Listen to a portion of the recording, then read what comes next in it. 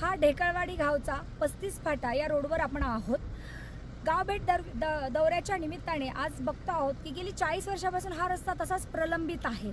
मग अनेक त्यासाठी कारणे आहेत, परंतु खासदार आणि आमदार यांनी या गोष्टीसाठी कधीही म्हणावा असा गांभीर्याने विचार न करता येथील लोकांना मात्र दळणवळणाची पूर्णपणे साधनं पोचली जात नाहीत। त्यामुळे या गोष्टीला आपण सर्वांगीण विकास म्हणू शकत नाहीत। ज्या खासदार ताई आजपर्यंत मागच्या वेळेस आपण पाहिलं विरोधी बाकावर असताना मात्र सेल्फी विथ खड्डा असं म्हणून ट्विट करत होत्या, पण आज आम्ही हा ट्विट का करू नये?